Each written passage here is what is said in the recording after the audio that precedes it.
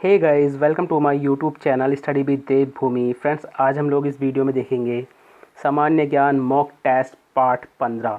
इससे पहले हमने 14 पार्ट जो है अपने चैनल पर अपलोड कर दिए हैं, जिनको आप चैनल की प्लेलिस्ट में जाकर देख सकते हैं।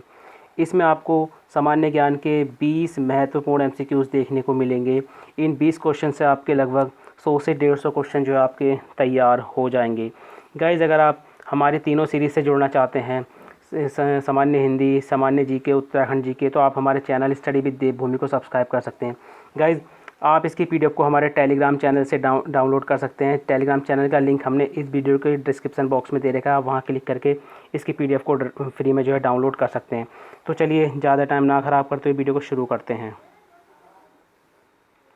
तो गाइज़, आज का पहला क्वेश्चन है, विजयनगर साम्राज्य की स्थापना कब की गई? Very very most important question है। तो विजयनगर साम्राज्य की जो स्थापना की गई थी, ये की गई थी 1336 में, यानी सी ऑप्शन जो है हमारा राइट हो जाएगा। गाइज़, आपके 20 में से जितने भी मार्क्स आते हैं आप हमें कमेंट के माध्यम से ज़रूर बताएं। तो देखिए, विजयनगर साम्राज्य की स्थापना 1336 में किसने की थी? हरिहर एवं बुक्का ने। ठीक है, हरिहर एवं बुक्का ने, ये दोनों भाई थे। राजधानी पूछता विजयनगर साम्राज्य की, तो राजधानी थी हम्पी। विजयनगर साम्राज्य पूछता है किस नदी के किनारे है, तो तुंगभद्रा नदी के किनारे जो है ये स्थित है। अगला क्वेश्चन है गाइज, एकता प्रथा को किसने समाप्त किया? तो देखिए, एकता प्रथा को जो समाप्त किया था, ये समाप्त किया था अलाउद्दीन खिलजी ने, यानी डी ऑप्शन जो है हमारा राइट हो जाएगा। एकता प्रथा की जो शुरुआत की थी, ये की थी, किसने की थी गाइज? इल्तुतमिश ने। शुरुआत किसने की थी एकता प्रथा की? इल्तुतमिश ने। अगला क्वेश्चन है, जफरनामा का संबंध किससे है? तो देखिए, जफरनामा का जो संबंध है ये है गुरु गोविंद सिंह जी से। किससे है? गुरु गोविंद सिंह जी से। चलिए, 10 के 10 गुरुओं को एक साथ देख लेते हैं, क्योंकि यहाँ से क्वेश्चन बनता है। तो सिख धर्म के जो संस्थापक थे, सबसे पहले तो क्वेश्चन यहीं से आता है, तो ये थे गुरु नानक, जो प्रथम गुरु कहलाए। द्वितीय गुरु कौन थे? गुरु अंगद। तृतीय कौन थे? गुरु अमरदास। चौथे थे रामदास। पाँचवें अर्जुन। छठे हरगोविंद। सातवें हर राय। आठवें हरकिशन। नौवें तेग बहादुर। और 10वें थे गुरु गोविंद सिंह। तो इन 10 का 10 आपको क्रम याद होना चाहिए, क्योंकि एग्जाम में यहाँ से डायरेक्ट क्वेश्चन पूछा गया है। अगला क्वेश्चन है, तुलबुल परियोजना किस नदी पर स्थित है? Very very most important question है। तो तुलबुल परियोजना जो स्थित है, ये स्थित है झेलम नदी पर।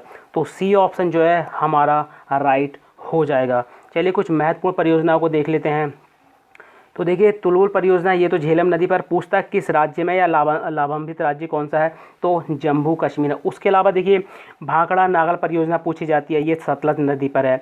इडुक्की परियोजना ये पेरियार नदी पर है। जायकावाड़ी परियोजना ये गोदावरी नदी पर है। नाथपा झागरी परियोजना जो है ये सतलज नदी पर है।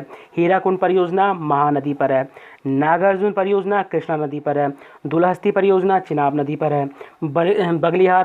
बगलिहार परियोजना ये भी चिनाब नदी पर। और सतलज परियोजना, देखिए, जब सतलज परियोजना पूछा जाता तो सीधा आंसर जो है सतलज ही ठोक देते हैं। ठीक है, सीधा जी टिक लगा दिया, 101% लगा देते हैं सीधा सतलज, लेकिन वो गलत हो जाता है। सतलज परियोजना जो है चिनाब नदी पर है गाइज, इसको आप ध्यान रखेंगे।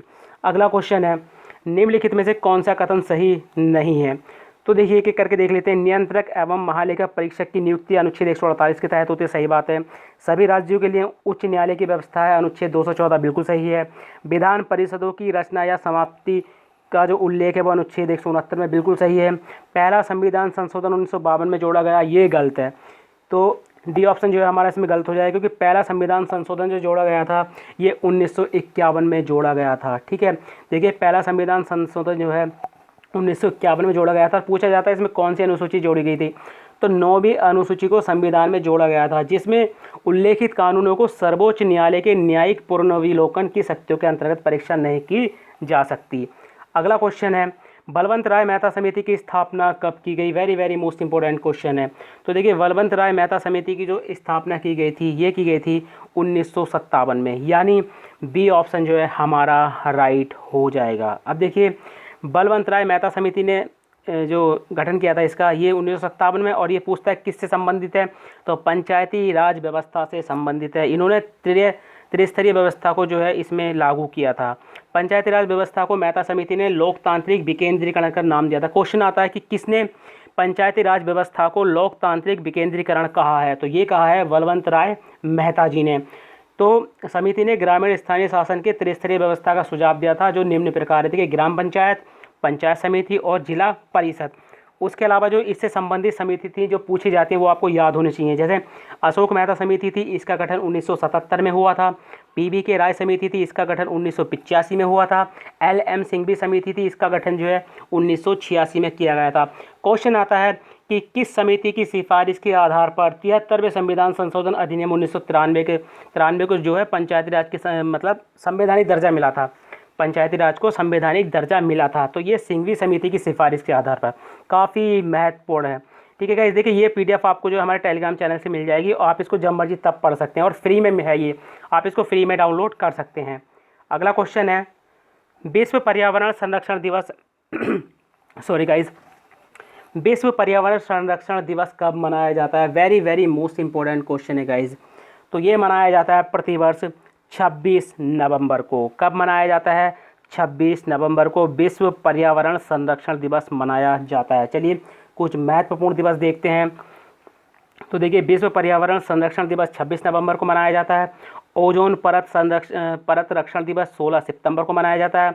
विश्व पर्यटन दिवस जो है 27 सितंबर को मनाया जाता है और विश्व पर्यावरण दिवस जो है 5 जून को मनाया जाता है। और ये चारों के चारों वेरी वेरी मोस्ट इंपॉर्टेंट है और एग्जाम में काफ़ी पूछे जाते हैं। अगला क्वेश्चन है अफगानिस्तान की संसद का क्या नाम है? यूके संसद का नाम सीधे डायरेक्ट पूछती है किसी भी देश की। तो देखिए अफगानिस्तान की जो संसद का नाम है यह है सोरा। क्या है? सोरा। तो डी ऑप्शन जो है हमारा राइट हो जाएगा। चलिए कुछ अन्य देश की जो है संसद उनको देख लेते हैं। पाकिस्तान की जो संसद है उसको कहते हैं नेशनल असेंबली। फ्रांस की संसद को कहते हैं नेशनल असेंबली। ठीक है, पाकिस्तान और फ्रांस की संसद को एक ही नाम से पुकारते हैं।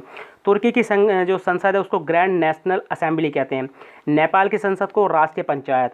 रूस की संसद जो है उसको ड्यूमा कहा जाता है। ब्रिटेन की संसद को पार्लियामेंट और ऑस्ट्रेलिया की संसद को भी पार्लियामेंट कहा जाता है। जापान की संसद को देखिए ये पूछ रखा है यूके ने कि जापान की संसद को क्या कहा जाता है? तो डाइट। चीन संसद को क्या कहते हैं? नेशनल पीपल्स कांग्रेस। और यूएसए की जो संसद है उसको कहते हैं कांग्रेस। अगला क्वेश्चन है कलपक्कम परमाणु विद्युत गृह की स्थापना कब की गई? तो कलपक्कम परमाणु विद्युत गृह की जो स्थापना की गई थी ये की गई थी 1983 में। कब की गई थी? 1983 में। तो बी ऑप्शन जो है हमारा राइट हो जाएगा।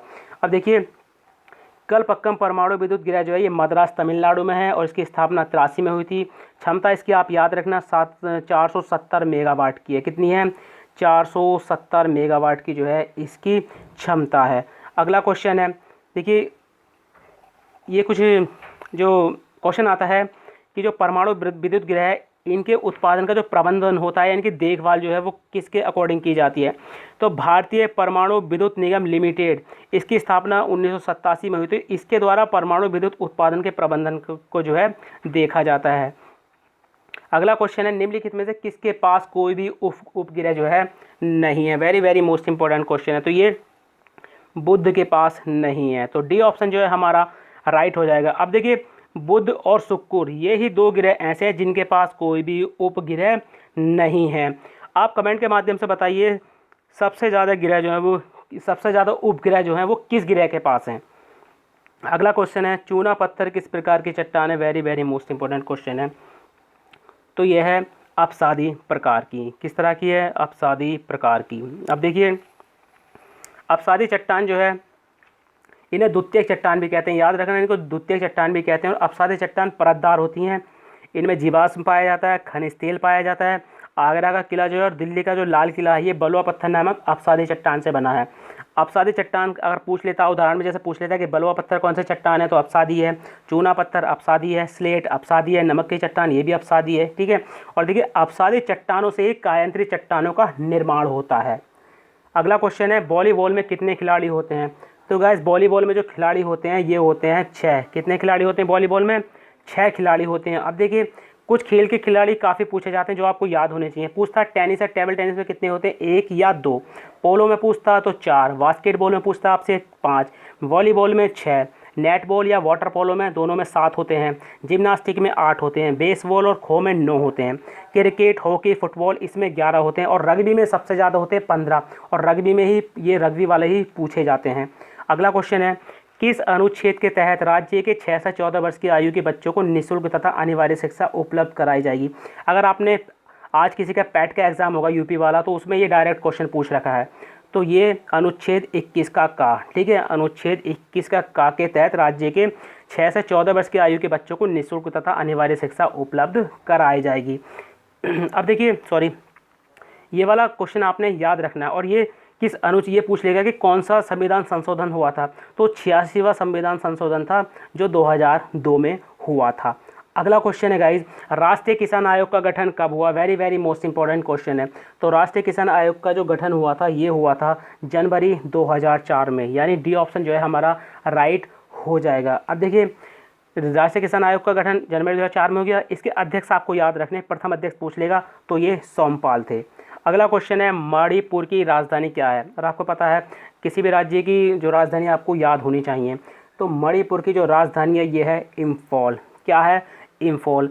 अब कुछ राज्य ऐसे हैं जिनकी राजधानी में काफ़ी कन्फ्यूजन रहता है, तो उनको एक एक करके आप देख लो, क्योंकि वो आपको याद होनी चाहिए। असम की राजधानी दिसपुर है, उड़ीसा की भुवनेश्वर है, नागालैंड की कोहिमा है, मेघालय की शिलोंग है, मिजोरम की आइजोल है, त्रिपुरा की अगरतला है, मणिपुर की इम्फॉल है, सिक्किम की गंगटोक और अरुणाचल प्रदेश की ईटानगर है। और इन्हीं में से ज़्यादातर जो है राजधानी पूछी जाती हैं, और अदर राज्य की जो है हमको लगभग याद ही रहती हैं।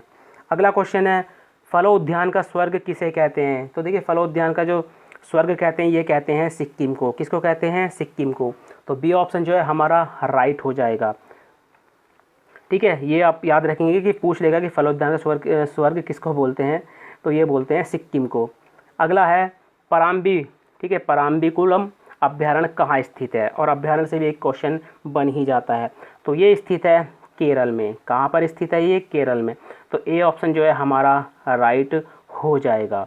अगला क्वेश्चन है, भारतीय राष्ट्रीय कांग्रेस की स्थापना के समय वायसराय कौन था? Very very most important question है, यूके SSS ने कई बार ये पूछ रखा है। तो ये थे डफरिन। कौन थे? डफरिन, यानी बी ऑप्शन जो है हमारा राइट हो जाएगा। भारतीय राष्ट्रीय कांग्रेस की स्थापना की बात करें तो इसकी स्थापना हुई थी 28 दिसंबर 1885 को। कहाँ पर? मुंबई में। संस्थापक इसके पूछ रखे हैं यूके SSS ने, तो ए ह्यूम जो है इसके संस्थापक थे। अगला क्वेश्चन है, सन्यासी विद्रोह का संबंध किससे है? तो देखिए, सन्यासी विद्रोह का जो संबंध है ये है बिहार से। किससे है? बिहार से। और एक दूसरा और आता है, दूसरा पूछ लेगा तो आपको याद रखना है बंगाल। ठीक है, सन्यासी विद्रोह दो क्षेत्र से संबंधित था, बिहार और बंगाल में। ये 1760 से 1800 ईस्वी तक चला था, और इसके जो नेतृत्व करता थे दो लोग थे, केसा सरकार और दूसरे थे दिरजी नारायण। अगला क्वेश्चन है, बेद समाज की स्थापना कब हुई? तो देखिए, बेद समाज की जो स्थापना हुई थी ये हुई थी 1867 में, यानी ए ऑप्शन जो है हमारा राइट हो जाएगा। कमेंट के माध्यम से बताइए 1867 में एक मतलब जो एक समाज और था उसकी स्थापना हुई थी। आप कमेंट के माध्यम से ज़रूर बताइए। अब देखिए, बेद समाज की स्थापना 1867 में हो गई। इसके संस्थापक पूछे जाते हैं तो आपने याद रखने हैं केशव चंद्र सेन। कौन थे? केशव चंद्र सेन। तो गाइज़, ये थे आज के सामान्य ज्ञान मॉक टेस्ट 15 के 20 महत्वपूर्ण क्वेश्चन। लगभग इनसे आपके 100 प्लस ही आपके जो है क्वेश्चन तैयार हो गए होंगे। गाइस, अगर आपको वीडियो अच्छी लगी हो तो वीडियो को लाइक करें, कमेंट करें और वीडियो को अपने दोस्तों के साथ ज़रूर शेयर करें। चलिए, मिलते हैं अपनी नेक्स्ट वीडियो में। Thank you for watching.